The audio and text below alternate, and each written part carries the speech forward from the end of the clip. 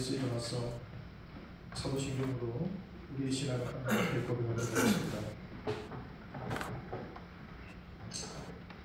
나는 전능하신 아버지 하나님 천지의 창조주를 믿습니다. 나는 그의 유일하신 아들 우리 주 예수 그리스도를 믿습니다. 그는 성령을 잉태되어 성동자 마리아에게서 나시고 본디오 빌라도에게 고난을 받아 십자가에 못 박혀 죽으시고 장사된 지 사흘 만에 죽은 자 가운데서 다시 살아나셨으며 하늘에 오르시어 전능하신 아버지 하나님 우편한 자에 계시다가 그로부터 살아있는 자와 죽은 자를 심판하고 오십니다. 나는 성령을 믿으며 거룩한 공교회와 성도의 교제와 죄를 용서받는 것과 몸의 부활과 영생을 믿습니다. 아멘.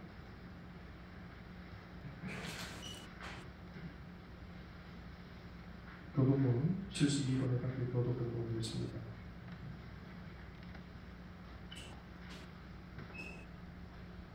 내가 기뻐하는 금식은 주막의 결박을 풀어주며 명예의 줄을 끌어주며 앞에 나가는 자를 자유하게 하며 모든 공예를 꺾는 것이 아니느냐.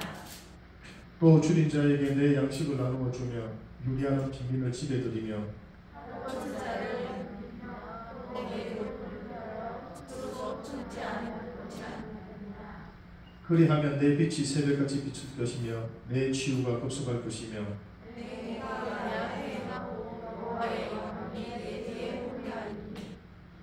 내가 부를 때에는 나 여호와가 응답하겠고 내가 부르짖을 때에는 내가 여기가 하리라. 만일 내가 너희 중에서 멍에와 손가락질과 허망한 말을 제하여 버리고 자에게 내 신원이 통하여 괴로워하는 자의 신원을 안타하며 내 빛이 흑암 중에서 떠올라 내 어둠이 낙가같이 될 것이며 여호와가 나를 기뻐하여 내 발을 붙여서 내 영혼을 안타하여 내 뼈를 용서하리니. 너는 물된 동산 같겠고 물이 끊어지지 아니하는 샘 같을 것이라. 아멘. 모두 자리에 앉으셔서 나는 예배자입니다. 찬양하겠습니다.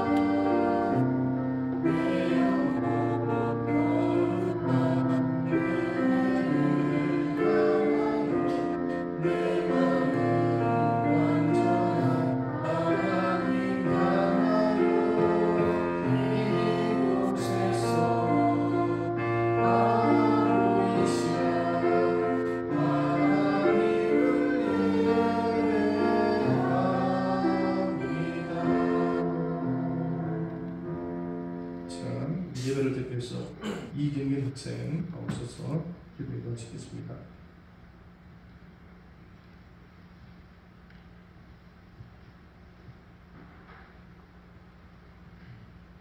하나님 아버지, 오늘도 저희를 이 자리에 모이게 해주시옵소서. 지혜를 힘을 높이겠습니다. 시험 준비를 잘해서 열심히 하는 목표의 성결과 말씀을 주세요. 주님의 이름 기도드립니다.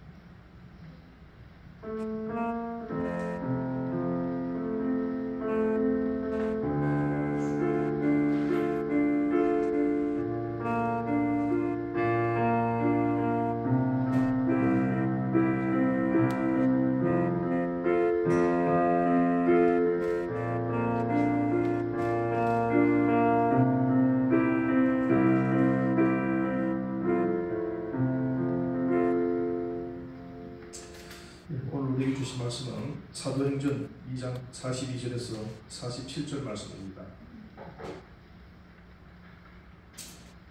사도행전 2장 42절에서 47절 말씀입니다. 네, 말씀 찾으신 줄 알고 공독 함께 큰 소리로 공동하도록 하겠습니다.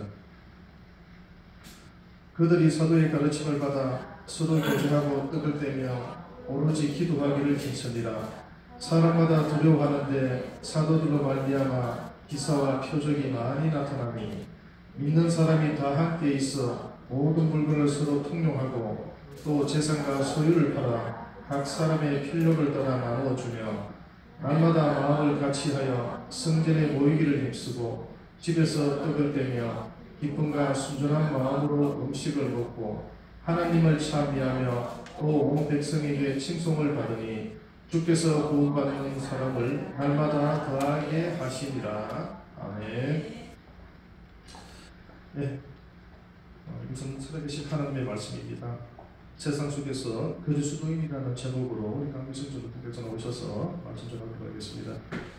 친구들 한 주간 잘 지내셨어요? 네. 날씨가 덥고 이제 또 시험 기간이라서 푹푹 다 처져 있는 것 같아요. 그럴 때일수록 우리 함께 좀 한번 힘을 내봅시다. 맞죠? 우리 처진다고 계속 처져 있으면 더 이렇게 사람이 무기력해지는 것 같아요. 그죠? 이럴 때씩 힘을 내야지 하면서 마음을 다잡고 이렇게 해야 할 일을 하는 것이 되게 중요한 것 같습니다. 오늘은 세상 속에서 그리스도인으로 우리는 어떻게 살아야 되는가에 대해서 오늘 본문 말씀을 통해서 잠깐 나누려고 합니다.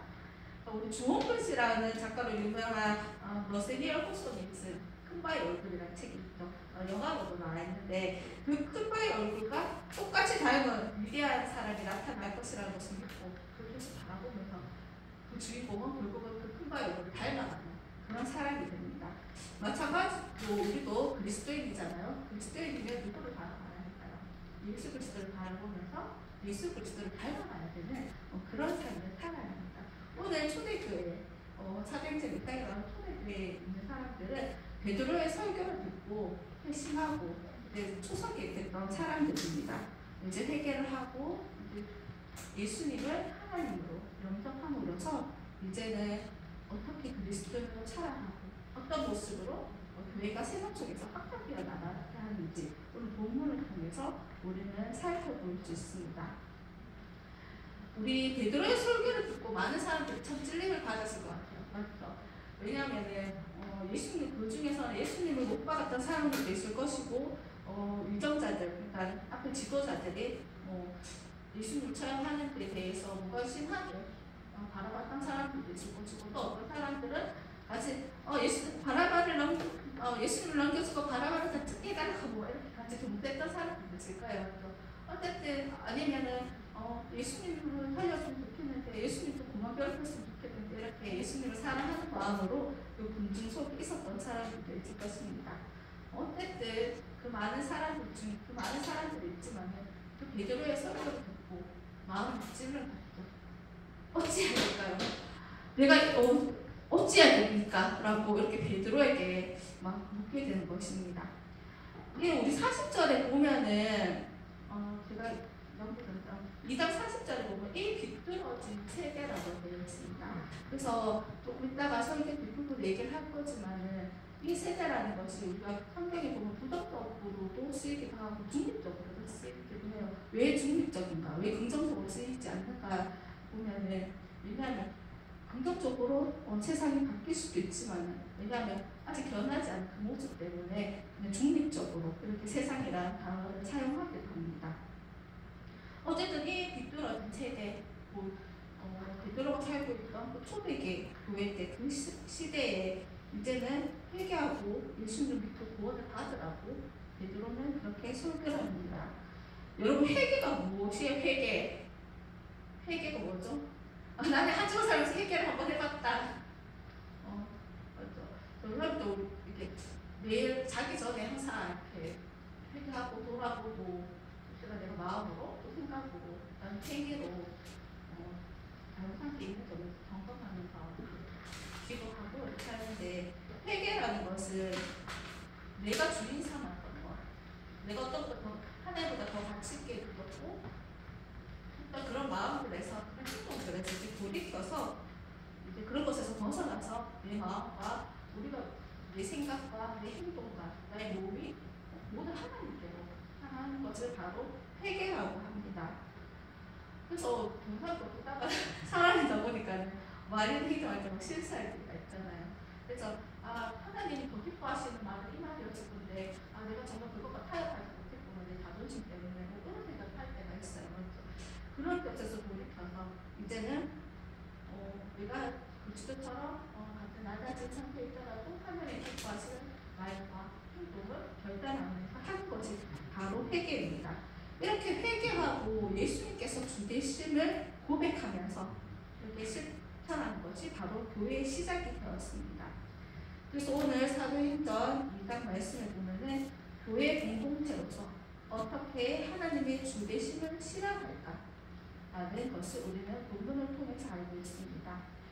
초대교회는 날마다 성전에서 모여서 모이고 그 다음에 각자 집에서 모였었습니다. 우리가 보통 주일이라고 그러면은 교회라고 그러면은 주일이라는 시간이 생각이 날 거고 또 이렇게 교회 건물이 이렇게 생각이 날 거예요. 근데 우리가 거기서 조금만 더 벗어난다면 우리 오늘 말씀처럼 매일 모이기, 집에서도 모이기 힘썼다라는 것을 우리가 알 수 있습니다. 우리가 그렇게 우리 교회 예전에 모임이 많았잖아요. 왜냐하면 우리가 구속적으로 보통 세상이라고 쓰였을 때 그 세상 속에서 할 때는 우리가 문제할 수, 죄를 저지를 수 있는 많은 무한한 가능성이 노출되기 때문에 그래도 그거보다는 교회에 모여서 하나님의 말씀을 듣고 서로 사랑하기 힘쓰기를 원하는 마음으로 교회에서 모임이 많았어요. 근데 이제는 그 교회의 모임이 교회 안에 건물 안에만 갇히는 것이 아니라 이제는 세상 속에서 나의 가정 속에서 나의 학원 속에서 나의 학교 속에서 어떻게 주 되심을 하나님이 주인 되심을 나타내며 살아가야 되는가 이제 우리가 거기에 대해서 이제 고민하고 행동해야 될 때라는 것입니다. 그래서 우리가 교회 세상에 대해 보면 부정적으로 이렇게 많이 쓰일 때도 있죠. 그게 요한복음 19절하고 세상에 대해 심판하는 내용에 대해서 부정적으로 이렇게 나와 있고, 그다음에 하나님이 세상을 이처럼 사랑하사 독생자를 주셨으니 세상에 생명을 주었다는 그 요한복음의 그 말씀처럼 구원받은 사람들로 인하여서 이제 그 나라 하나님 나라가 확장되어지는 중립적인 그 세상이라는 단어가 교회 성경에는 두 가지로 이렇게 세상이라는 의미가 사용되고 있습니다. 우리가 예수님을 믿었으면 믿었어 하고 돌아서고 믿었어 끝나는 거 아니에요. 뭔가 이제 결단을 해야 되는 거예요. 그래서 오늘 초대교회 사람들은 자신의 것을 나눠주고 떡을 떼어주고 그렇게 자신의 것을 팔아서 나누어주는 근데 네 삶에서 이제 확장되게 세상 사람들에게 나누어 주었죠. 그래서 사람들의 교회에 대해서 참 두려워했다고 이렇게 오늘 말씀에 나와 있습니다. 그런데 왜 두려워했을까요? 무서워서? 제대로 이사하게 해서? 아니죠. 예수님을 주인이라고 시인하면서 그들이 이제 떡을 떼고 자신의 것을 나눠주고 했던 그런 삶들 가운데 하나님께서 하시는 일들이 믿지 않는 사람들이 보였기 때문에 그래서 그것을 두려워했어요. 떨리면서 떨리기 그렇게 생각을 했던 거죠. 43절에 보면 그 말씀이 있습니다. 사람마다 두려워하는데 사도들로 말미암아 기사와 표적이 많이 나타났다고 되어 있습니다. 자, 믿는 사람들이 다 함께 물건을 서로 통용하고 재산과 소유를 팔아서 각 사람의 필요를 나누어 주었다고 되어 있습니다. 요즘에 코로나 때도 그렇고 요즘에 기독교인 예수님을 믿는다고 막 사람들이 되게 싫어할 수도 있어요. 교회 가족하면 잘 안 가고 안티피 시천해가지고 막 요즘에 댓글창이 아니고 톡을 하면 댓글창이 막 교회 다니서 욕하고 하나님 욕하고 이런 사람들이 있는데 그것을 보면 저 사람들이 나쁘다. 물론 나빠요.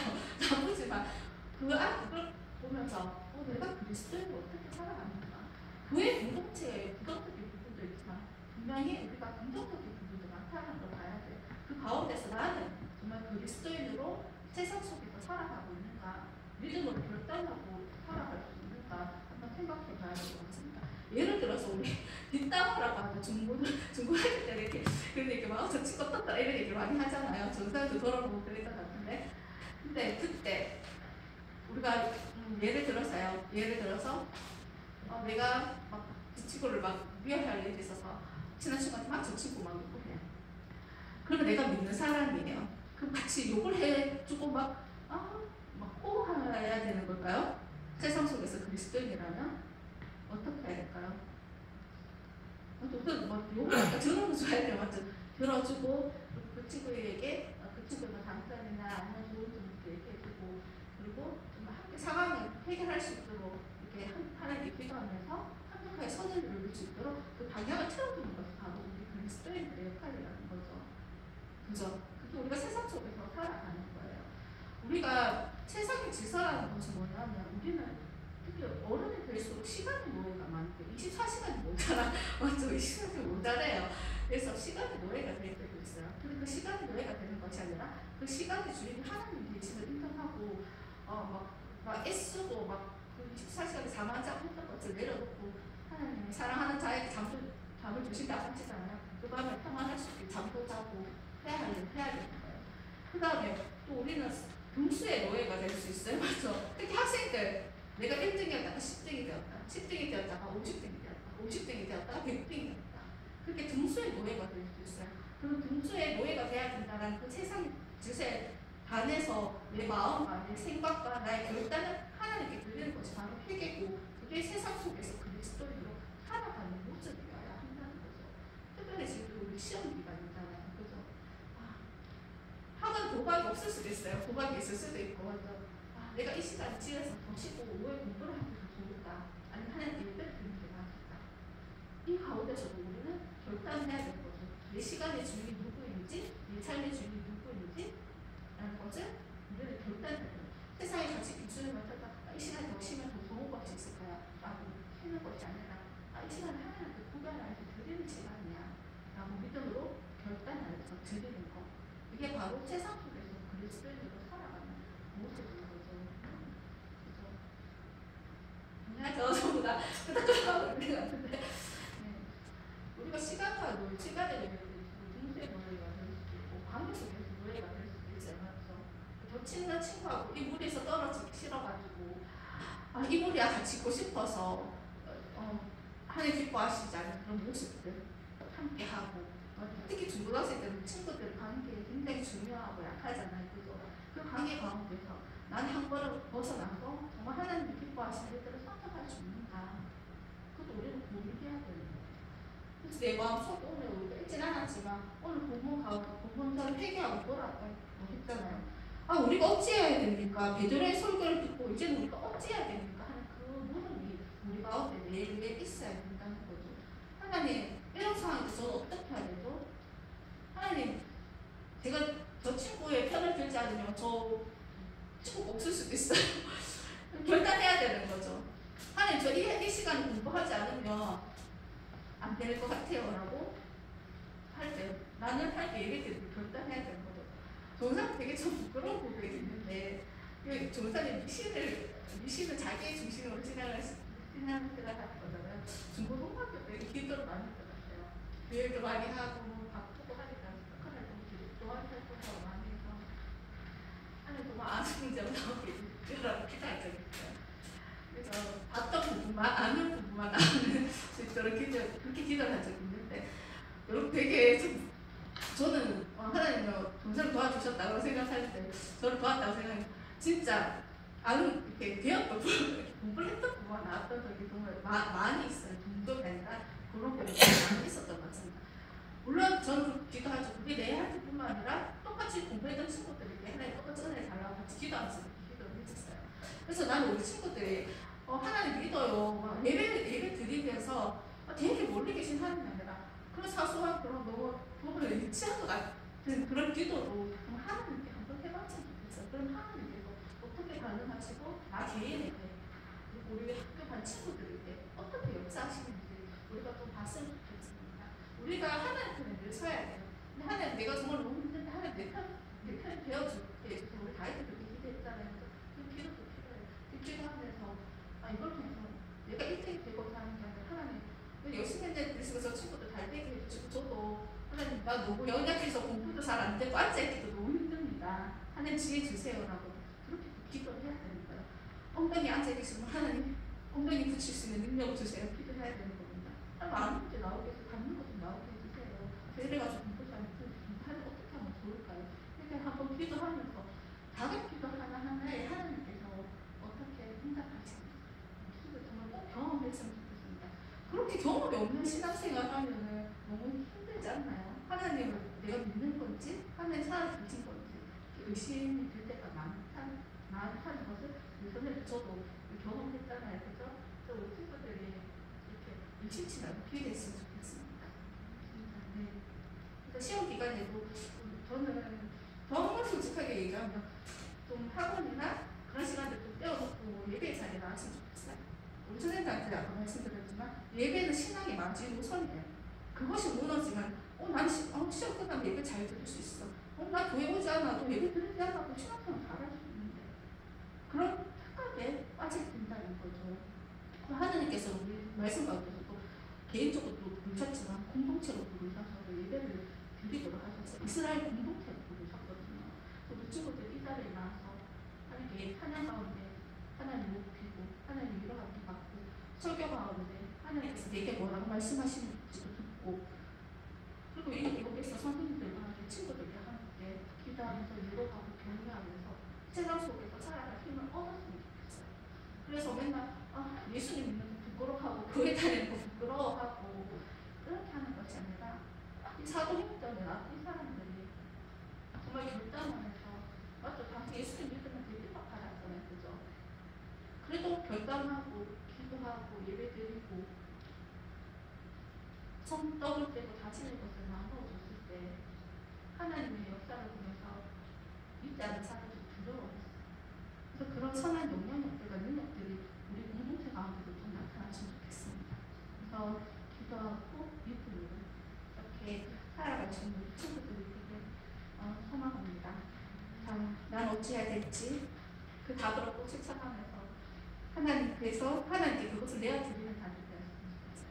하나님께서 나를 어떻게 인도하실지 나를 어떻게 사용하실지 이 결과를 어떻게 내실지 모르겠지만 믿음으로 나아갈 수 있는 우리 친구들이 되기를 소망합니다. 우리 기도하겠습니다. 하나님, 우리 사랑하는 친구들을 지금까지 돌봐주심을 감사드리며 고백합니다. 하나님, 우리가 그리스도인으로 살아가기가 참으로 두렵습니다. 세상의 가치관과 여러 가지 말들이 우리를 참으로 혼란케 하여서 어떻게 살아가야 될지 때로는 능력이 없고 힘이 없게 불안하게 살아갈 때가 많은 고백합니다. 하나님, 우리와 함께 하시는 우리도 또 고백할 수 있도록 도와주시고 우리에게 실천할 수 있는 힘과 지혜와 용기를 허락하여 주옵소서. 이 세상에서 어떻게 내 삶의 주되심을 이루어갈지 고민하며 질문하며 기도하는 가운데 우리에게 말씀하시는 하나님의 음성을 듣게 하옵소서. 성령의 능력으로 그 뜻을 실천하게 하시고 우리의 걸음을 인도하시는 그 하나님을 기대하며 그 가운데 하나님의 뜻을 발견하며 우리 중고등부가 함께 한 걸 한 걸을 이 세상 가운데 살아갈 수 있도록 인도하여 주옵소서. 모든 영광을 하나님께 올려드리며 예수님 이름으로 기도드립니다. 아멘. 우리 준비하신 헌금을 하나님께 드리도록 하겠습니다. 우리가 정말 주님의 기쁨이 되기를 원합니다.